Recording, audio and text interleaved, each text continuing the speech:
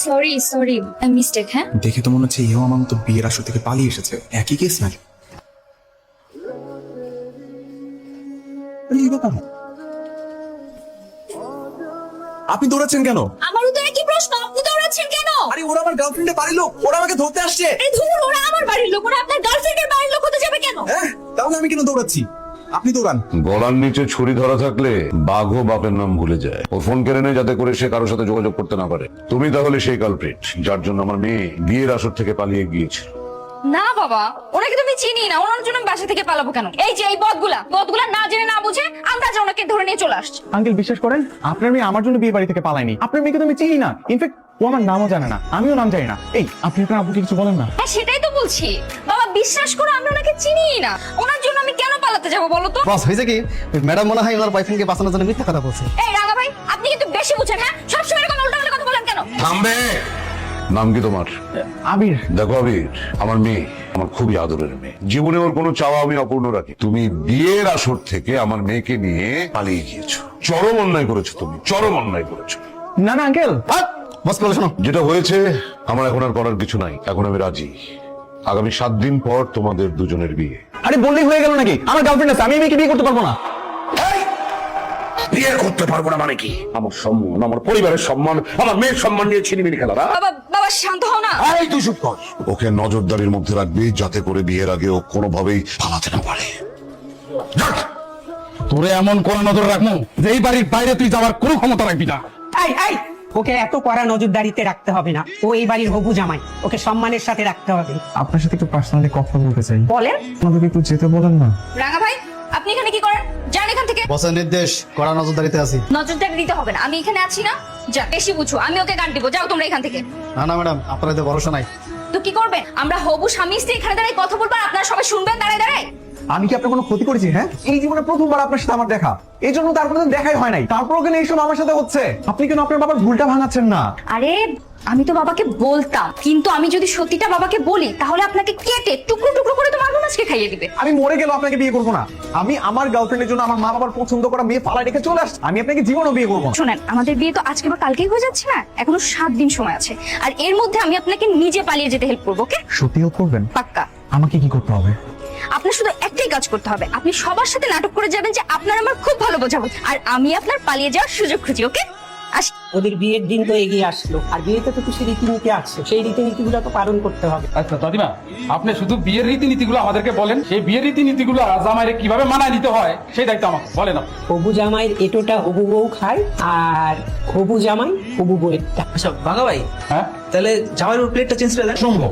আমি কিন্তু ওর একটু খাবার খাবো। ওই একবার সবাই করে দিন। আপনাদের বাড়ির সবাই কি পাগল? সব রুলসের কথা বলে এগুলা। স্বামী স্ত্রীর এটো খাবার খেতে হবে, এগুলো কোনো রুলসের মধ্যে পড়ে? বেশ ভালো যে আমি এই বাড়ির কোনো মেয়েকে বিয়ে করতেছি না। আপনার এই বাড়ি কাউকে বিয়ে করতে হবে না, কিন্তু আমাদের বাড়ির রুলস নিয়ে আপনি উল্টাপাল্টা কোনো কথা বলবেন না, কারণ এটা আমাদের বাড়ির ঐতিহ্য। সে আমার ঐতিহ্য নিয়ে যত সব পাগলের কাজকর্ম। আর আপনাদের এইসব ঐতিহ্য আমার শোনা দরকার নেই, বুঝছেন? আপনি আপনার বয়ফ্রেন্ডকে যে শোনান, আমি তো এই বাড়ির কোনো মেয়েকে বিয়ে করবো না। তাহলে এতক্ষণ যে ব্যবহার করছেন তার জন্য সরি। সরি। ঠিক আছে, নেন, আপাতত এটাই ম্যানেজ করতে পারছি। আচ্ছা, আপনার গার্লফ্রেন্ডের সাথে কথা হয়েছে? কথা তো হয়নি, ফোন তো বন্ধ। কিন্তু আমি না এখানে থাকতে পারবো না, আমি এখান থেকে পালাইতে চাচ্ছি। আমার মনে হয় ও আমার জন্য এখনো অপেক্ষা করতেছে। দেখেন কোন ছেলের সাথে ভেগে গেছে। এই সবাইকে কি আপনার নিজের বয়ফ্রেন্ডের মতো মনে করেন? হ্যাঁ, তুই জামাইকে মারছিস কেন? কই বাবা, মারামারি না তো। এই যে দেখো না, ও বলছে যে ও সুইজারল্যান্ড যাবে, আর আমি বলছি আমি অস্ট্রেলিয়া যাবো। এটা নিয়েই ঝামেলা। আমার মেয়ে যেটা বলবে সেটাই করতে হবে। হানিমুনে অস্ট্রেলিয়া যাবে, ঠিক আছে? ঠিক আছে শ্বশুরাব্বা, আমি এখান থেকে পালাইতে চাই। আমি কি এখান থেকে গাছে লাফ দিব? এই না না, এখানে লাভ দিলে তো হাত পা ভেঙে যাবে। ওইদিকেও যেতে পারবেন না, ওইদিকে সবাই পাহারা দিচ্ছে। কি করি? আচ্ছা আপনি এখানে দাঁড়ান, আমি একটা ব্যবস্থা করছি। বিসমিল্লাহ। ভাইয়া ভাঙলো কিভাবে? ভাঙে নাই দাদি, মচকায় গেছে। মচকালো কিভাবে? কোথায় পড়েছো? দাদি ওই যে দোতলা সিঁড়ি থেকে নামার সময় না, ওই সিঁড়ির ওইখানে। আপনার পা তো মুচকে গেছে, এই মুহূর্তে তো আর বিয়ে করা সম্ভব না। একটা কাজ করো, তুমি ওনাকে বাড়ি পাঠিয়ে দাও। আমি একটা কাজ করি, বাড়ি চলে যাই, পা ঠিকঠাক হলে সুস্থ হয়ে তারপর আমি ফিরে আসবো। বেরো। দাদি এদিকে তো এক কাজ করতো, এক্ষুনি যা গিয়ে একটা ভালো ডাক্তারকে উঠিয়ে নিয়ে এর মধ্যে যেন পা ঠিক করতে পারি, আর শুক্রবারই যেন আমি ওদের বিয়েটা দিতে পারি। শোনেন না, আমাকে একটু পানি খাওয়াবেন? কেন?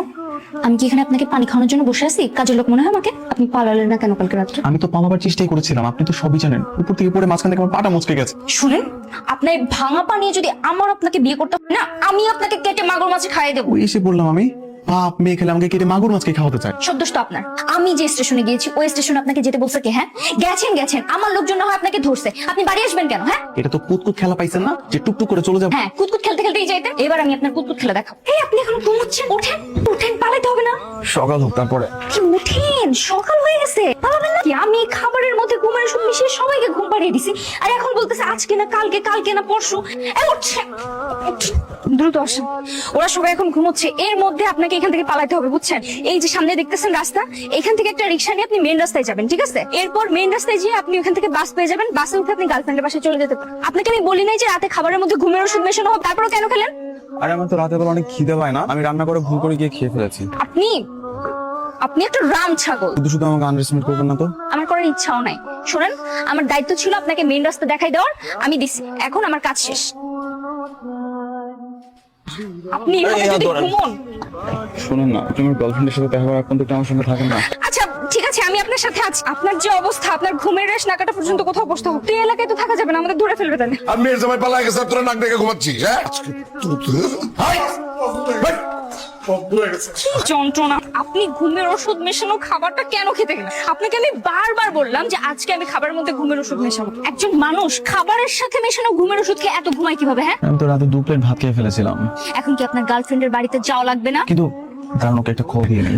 একটা কাজ করেন, আপনি এর মধ্যে আপনার বয়ফ্রেন্ডকে ফোন দিয়ে দেখেন ফোন ধরে কিনা। হ্যাঁ তাই তো। আমার গার্লফ্রেন্ডের এখান থেকে ফোন বন্ধ, আপনার বয়ফ্রেন্ডের ফোন বন্ধ, ফোন ধরা, দুইটাকে একসাথে পালাইছে। সাধে কি আপনাকে রামসাগল বলি আমি? আমার বয়ফ্রেন্ডকে আপনার গার্লফ্রেন্ড চিনবে কিভাবে যে ওরা দুজনের সাথে পালা? দেখেন না, অন্য ছেলের সাথে পালিয়ে গেছে আপনার গার্লফ্রেন্ড। বিয়েতে সবাই রাজি, তারপরও আপাদুলা ভাই পালালো কেন? এখন না পালায় যাওয়ার একটা ট্রেন চলছে, পারে পালায় গিয়ে বিয়ে করতেই পারে। সেটা নাই বুঝলাম, কিন্তু বাবা মা তো বিয়েতে রাজি, এখন তো আর পালানোর কোনো কাম নাই, তাই না? তা পালালো কেন? পোলাপানটা না সিনেমা দেখে দেখে আজব একটা শখ দেখে গেছে। এই তো আমার গার্লফ্রেন্ডের বাড়ি, আপনি একটু দাঁড়ান, আমি দেখা করে আসি। দাঁড়ান মানে? গার্লফ্রেন্ড বাসায় তো চলে আসছেন, আমি আর এখান থেকে কি করবো? চলে যায়। এই না কেন আমি জাস্ট যাবো, ওর সাথে একটু কথা বলে চলে আসবো। আপনি বরং একটা কাজ করেন, আপনার বয়ফ্রেন্ডকে ফোন করেন। ঠিক আছে, জান, আমি অপেক্ষা করছি। আরে আদিল ভাই কেমন আছে? এই তো ভালো। প্রভা বাসায় আছে? বাবু বাসা নাই, বাবু তো বিয়ে হয়ে গেছে। কি বিয়ে হয়ে গেছে মানে? কার সাথে? সাইফুলের সাথে। সাইফুল মানে ওর এক্স বয়ফ্রেন্ড? একটা মানুষ কিভাবে 2 দিনের মধ্যে এত বড় সিদ্ধান্ত নিতে পারে? মানুষের মতি গতি সেকেন্ডে পাল্টায়, আর দুদিন তো অনেক বড় সময়। ঠিক আছে, থাকো। দেখা হলো আপনার গার্লফ্রেন্ডের সাথে? হ্যাঁ হয়েছে তো। আচ্ছা, কি বললো? ভালো কথাই বললো, আমাকে নাকি অনেক বেশি মিস করেছে, বিয়ে করবে। আমি তো ভেবেছিলাম অন্য কোনো ছেলের সাথে হয়তো পালিয়ে গেছে। আরে দূর, কি সব বলে, আপনার ভাগ্যটা তো তাহলে অনেক ভালো। অভিনন্দন আপনাকে। আপনাকেও। ঠিক আছে, তাহলে আমাদের তো দুজনের আর দরকার নেই, তো আমরা এখন আসি। আচ্ছা শোনেন না, বাসায় গিয়ে বাবাকে কি বলবেন? বলবো যে ওই ছেলেটা পালিয়ে গেছে আর আমার হাতে আরো একটা অপশন আছে। গতকালকে কোথায় গিয়েছিলি তুই? কোথায় যাব? বান্ধবীর বাসায় গিয়েছিলাম, কাজ ছিল। তো আমাদের কাউকে বলে যাওয়া যায়নি? কিভাবে বলবো বাবা, তোমরা তো সবাই ঘুমাচ্ছিলে। এলাকার সবাই জানে যে ও আমাদের জামাই। এখন কি এলাকায় আমাদের মান সম্মান কিছু থাকবে? আর তোর মেয়ের কি বিয়ে হবে? সেটাই তো দাদি, কি একটা দুর্ঘটনা ঘটে গেল আমার জীবনে। আর মাত্র বিয়ের 3 দিন বাকি, এটা ভেবে আমার খুব কষ্ট লাগছে বাবা। বাবা, তোমার সাথে আমার একটা কথা আছে। কি কথা বল? আগে বলো রাখবা। রাখবো তো, কথাটা কি সেটা বল না। আমার না আরেকটা ছিল। শ্বশুর আব্বা, আমি চলে এসেছি। তুমি কোথায় গিয়েছিলে? একটা জরুরি কাজে গিয়েছিলাম, তাই বলে যেতে পারিনি। আরে কোন কাজে গিয়েছিলে? কাচ্চি খেতে গিয়েছিলাম শ্বশুর আব্বা। আরে কাচ্চি খেতে মন চাইছে আমাদেরকে বলবা, আমরা তো কাচ্চির দোকানটা এখানে এনে বসাইতাম, তাই না? খালি খালি চুরি করে কেউ কাচ্চি খেতে পারে যায়? হ্যাঁ, বার্থডে তো এসব ভালো ভালো ফিরে এসছে, এখন করে একটা কাজ কর, জোরে সোরে বিয়ের আয়োজন কর। এই আপনি আমাকে ফাঁসিয়ে বিয়ে করলেন কেন? হ্যাঁ, আসালাম কোথায়? আপনিও বিয়ের উপযুক্ত মেয়ে, আমিও বিয়ের উপযুক্ত ছেলে, বিয়ে হয়ে গেছে। এখন বলেন আলহামদুলিল্লাহ। সত্যি করে বলেন আপনার উদ্দেশ্য কি? আমার গার্লফ্রেন্ডের বিয়ে হয়ে গেছে। এইটা হলো আপনার লয়াল গার্লফ্রেন্ড? হ্যাঁ, ভালো হয়েছে। আপনার লাইফ থেকে একটা 420 মেয়ে বিদায় হয়েছে। কিন্তু আমি তো আপনাকে বিয়ে করছি আপনার সাথে সংসার করার জন্য না। যখনই আমার বয়ফ্রেন্ড দেশে চলে আসবে, আমি ওর সাথে সংসার শুরু করব। হাসছি এটা ভেবে যে আপনার বয়ফ্রেন্ডের খবরটা আপনাকে আমি কিভাবে দিব। বয়ফ্রেন্ডের খবর মানে? আপনি আমার বয়ফ্রেন্ডের খবর জানেন? এই যে দেখেন, আপনার বয়ফ্রেন্ড মাদক মামলার দায়ে আপনার বয়ফ্রেন্ড 10 বছরের জন্য জেলে। সত্যি কথা বলতে কি, আমার গার্লফ্রেন্ডের তো বিয়ে হয়ে গেছে। এদিকে যে মেয়েটার সাথে গত কিছুদিন যাবত এত ঘুরঘুরি করলাম, এত অত্যাচার করলাম, কিন্তু এত কিছুর পর ওই মেয়েটা আমার সঙ্গ ছাড়েনি। আমি রিয়েলাইজ করলাম এই কিউট ইনোসেন্ট মেয়েটার প্রেমে আমি পড়ে গেছি।